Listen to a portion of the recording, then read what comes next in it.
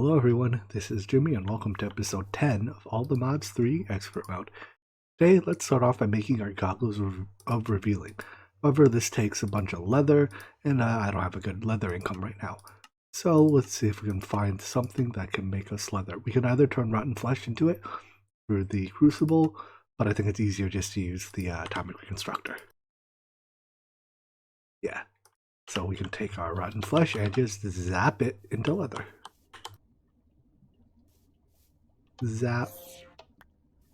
Yeah, good enough. 37 pieces. And voila. So it looks like it can be worn in both the armor slot and the bauble slot. I'm going to put it in the bauble slot for now because I'd like to wear armor. So now you can see when we look at our cans, we can see what's in them. And in fact, if I go to melt something down, sure, let's melt some baked potatoes down. Excuse me. We can see the resource that is in each of these alembics, and once all the herba gets stored here, the other one gets stored in the other alembic. Cool. So let's grab a couple more warded jars, and we can empty these out. All right. Actually, that one's already herba. Can I combine these? No, I cannot. Oh well. No, I just have multiple jars of it.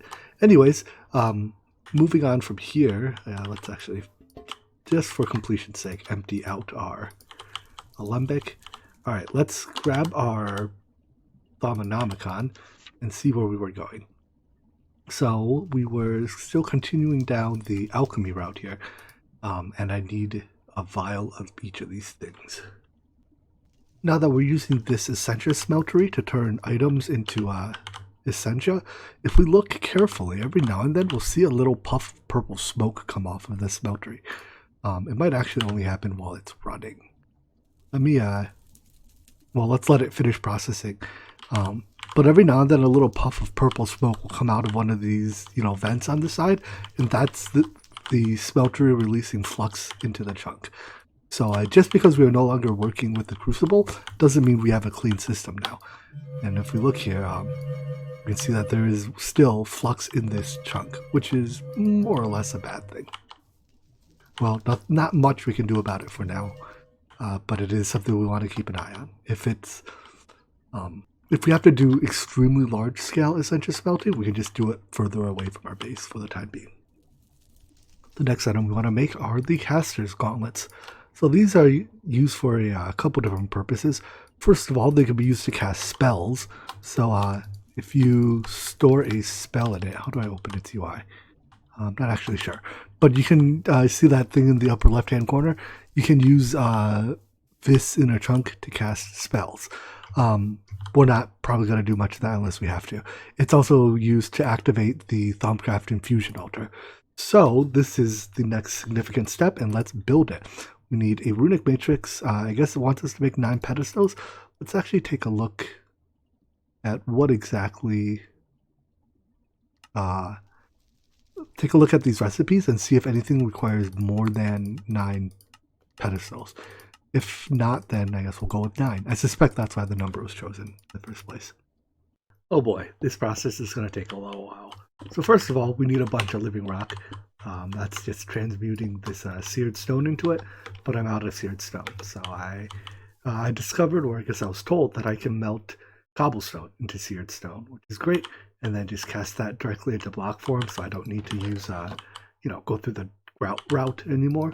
Awesome. However, that'll still take a fair bit of time, almost out of lava too. But the real kicker, this runic matrix, the infusion block here isn't that bad to make. This crystals, this is just throw hard glass into the mana pool. However, this primal mana is a smeltery killer. You need 5 different fluids. Some of them are easy. Gold is very easy. Liquid EXP is pretty easy. Mana steel, is easy. But blazing pyrotheum, we have to melt down pyrotheum dust for, and liquid death is one that catches my eye. How do I make it? I don't think I've unlocked it yet. So I have to, here, I guess. All right, let's see if we can work our way there. I need to make some magic tallow. Now that we have our goggles of revealing, we can see all the junk that's in our crucible as we clean it up. Woohoo!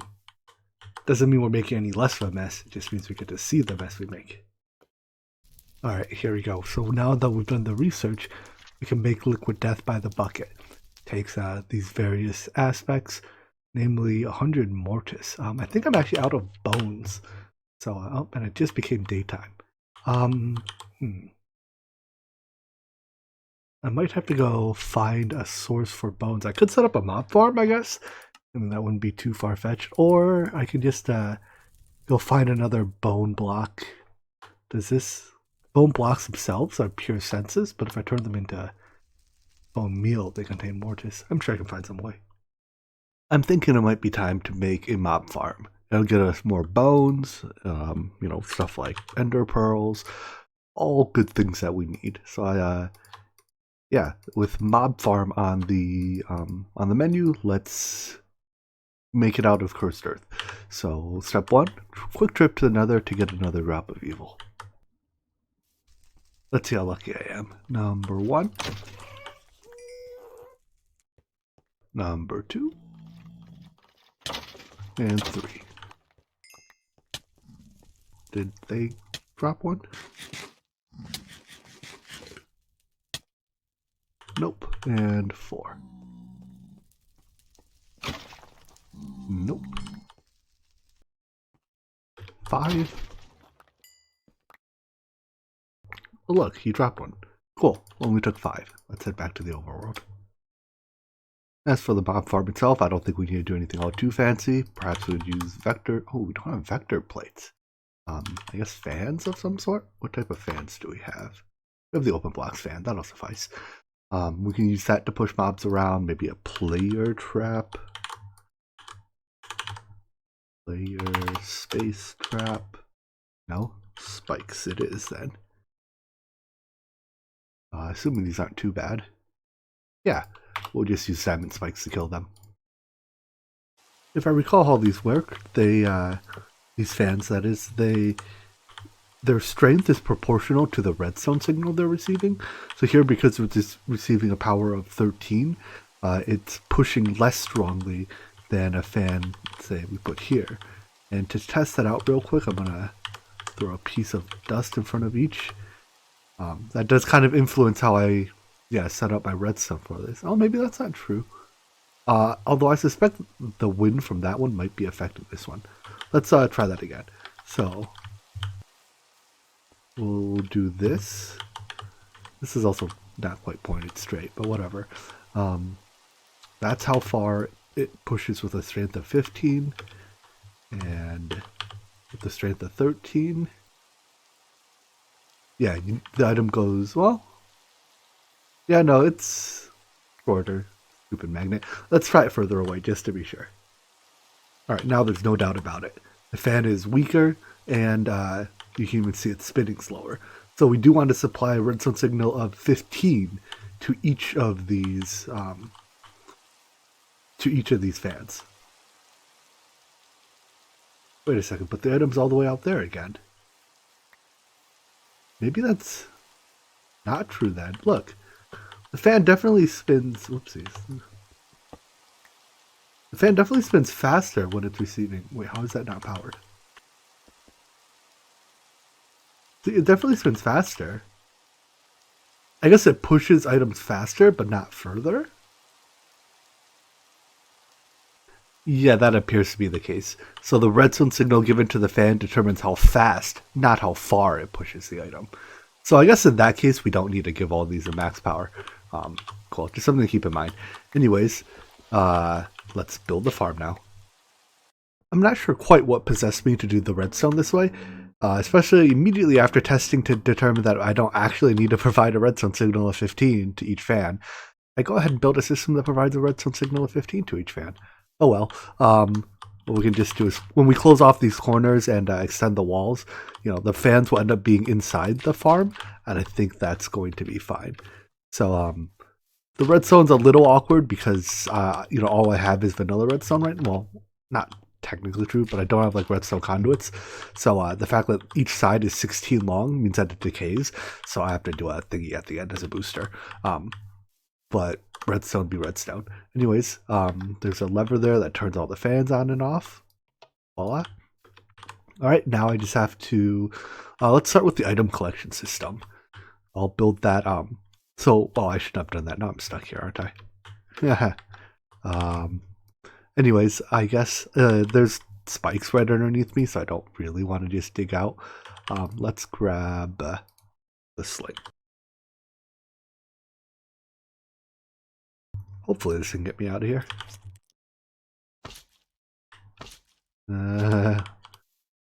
Second time's a charm. There we go. Alright, anyways, let's build the item collection system next. Alright, so when all is said and done, mobs will be falling on those spikes. Because I don't want to leak light in, let's just block that there. We'll, for now anyways, drop the items into a crate with the item collector here. That range should be sufficient. Yeah, and then I'll run the item conduit back up to a drawer system later. For now, you know, this will at least be enough to get us started. All that's left then is to build the, build the walls of the dark room. I guess I'll replace all this dirt with stone bricks or something. It'll be the first room of our base. Somehow or another, I came across 2 pieces of moonstone while mining, so I guess we could even have the luxury of having the ability to both see and enter the room. Although if you try to enter the room while the fan's running, you'll have a bad time, as I've demonstrated before. Just in the interest of getting this done a little bit quicker, I'm not even going to bother putting like lights on the top. Oops, it's out of stone. Or like a way to turn it off. If I want to turn it off, well, I guess, I don't know. I can't for now. To do so, I'll have to put a bunch of lights up here, and I just want this project to be done, honestly. It's, the 7,000th mob farm you've ever seen, so it's nothing special. One thing I noticed, 7 seems to be the most overclockers you could fit in one of these machines. I guess it probably depends on its space consumption. An 8th one makes it take up a bit too much power. So, I think that's because at 7, it consumes just, it consumes 100 EU a tick. So if you were to, put an 8th one there, it's more than 128, which is what the cable transfers. I don't know if it's 128 per machine or 128 total. I mean, I guess I'd turn on a second machine. Oh, well, I have a second machine running. Can I bump the total consumption above 128? I need a few more overclockers. Alright.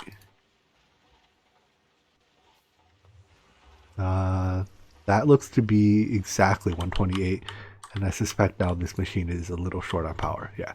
So, I guess, because I only have one LV transformer here powering this line, 128 EU a tick is the maximum I can run on it. So, let's move some of these back.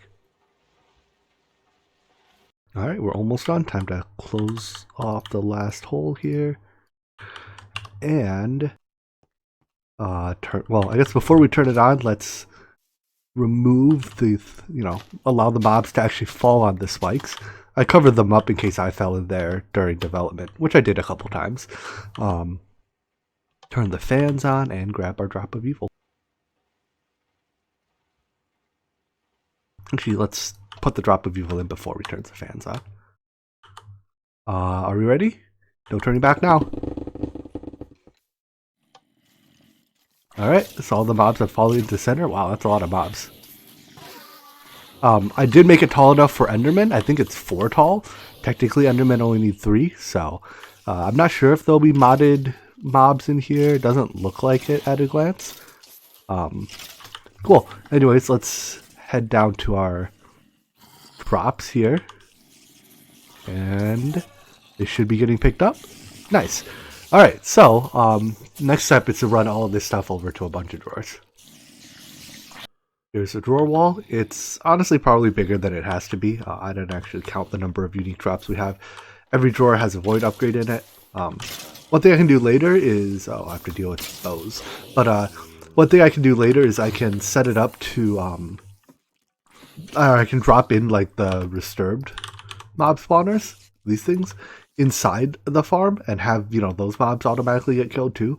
Of course, for me to be able to go in there and actually edit it, I probably have to add lights to the top to turn off the cursed earth.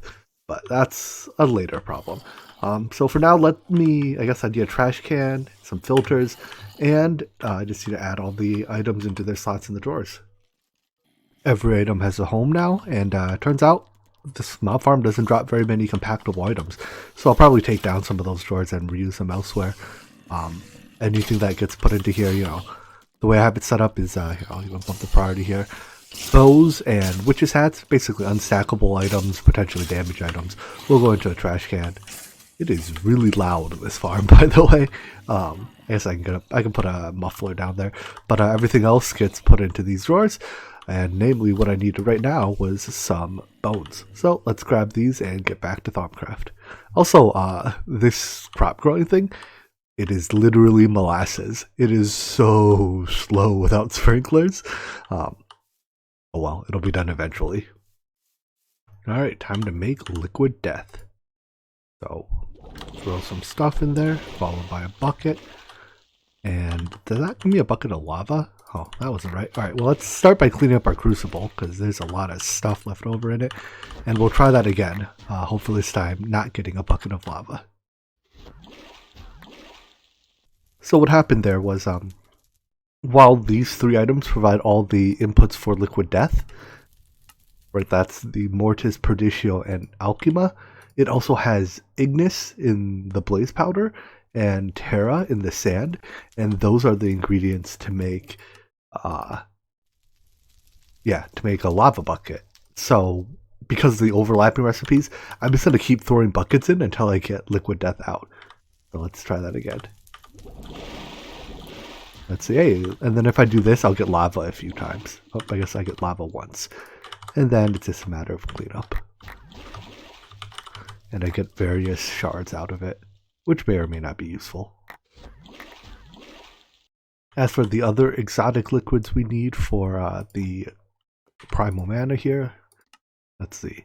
So we have liquid death. Gold is very easy to melt gold. Liquid EXP, if I jump on this, it should drain some into that tank. Good enough. And I can grab a bucket of it. Alright, oopsies. What's next? Mana steel. I assume we can just melt a mana steel ingot. Melting, yep. So let's get some of that.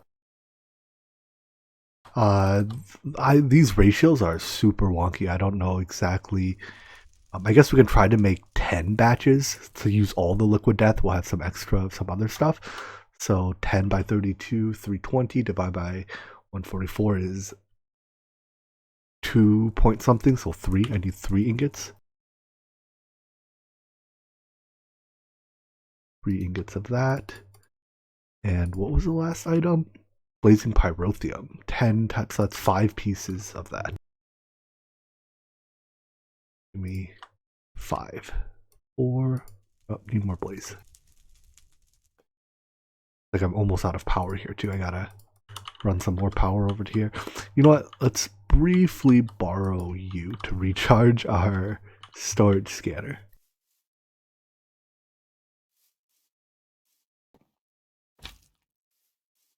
Voila. And then pulverize this. Uh-oh, I'm out of power. I'm out of power. Oh, gotta do something about that. Climbing this ladder feels like it takes forever. Probably on account of actually taking forever. It's like a 200 block ladder, right? Well, maybe not 150. It's not even that, 130. Anyways, what's happening here? These are both producing. So I think I'm just draining, yeah, like right now the two are only producing, is it really only producing 10 EU a tick? I guess so. And I'm draining like, point is I'm using too many overclockers. What I can do is I can add some crystals. These won't help in the short term, of course, but if whoopsies, I'm out of redstone apparently. I guess I'll have to go mining again. But what this can do is, you know, it can effectively increase the size of our energy buffer. And then I'll just have to pull some to all of those overclockers. Alright, whatever. They'll trip down as fast at least. But yeah, having a larger energy buffer means that I don't have to worry about running out so quickly. So let's see. We can pull almost all of these overclockers because energy efficiency is what matters now. Likewise here. Actually, let's just pull all of them. And then for the time being, I'll insulate a piece of copper wire. Just kidding, I don't have any rubber. Alright then, we'll just use uninsulated wire. Don't touch it, it does bad things to your health. And we'll turn our temporary generators back on. Give us some working power. Alright, anyways, I needed that because I wanted to macerate. Come on. I wanted to macerate these.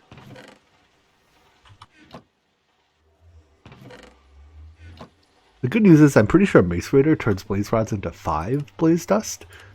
It's always been a kind of unique IC2 thing that you get 5, whereas if you use like a pulverizer, you only get 4. Turns out uninsulated cable hurts you just for getting close to it, but it also doesn't hurt very bad. So it's not quite like the Greg-type cables, which if you got shocked by them, it was pretty much instant death. Anyways, this should be done melting down our blazing pyrotheum. So now all that's left to chuck all this into our smeltery, and because it's not exact quantities, there'll be little bits of leftover everything, which I hate a polluted smeltery, but nothing you can do about it. Alright, so get in there, everything. The metals I have to melt. Oh boy, this is one dirty smeltery. But anyways, once these are melted, this should all alloy into primal mana. Here we go. Primal mana, 2 buckets of it. And as I expected, there was some leftover of some things. I'll probably just end up throwing most of that out. Anyways, we have to pour this on top of a infusion block. So let me make one of these. I think I have all the materials. Took a little bit more refining of stuff in the crucible, but infusion block. And then what exactly do I do with this? I put it on a casting thingy and pour mana over it. Alright, this should be doable. Put it here and pour mana over it. Ha! Alright, here comes this runic matrix. Looks like that'll take a little while. In the meantime, I'll make the rest of the pedestals. I'm not quite sure how many I have. 3, so I need another 6. 9 pedestals and 1 runic matrix. Let's set this up. I guess if we're doing Thaumcrafty things over here, we may as well. Well, this needs a little bit of space. We'll put it here for now. Maybe we'll move it down the line. So let's see if I can remember how this works. You need a pedestal surrounded by. Oops, not like that. Jeez, I'm bad at placing blocks today.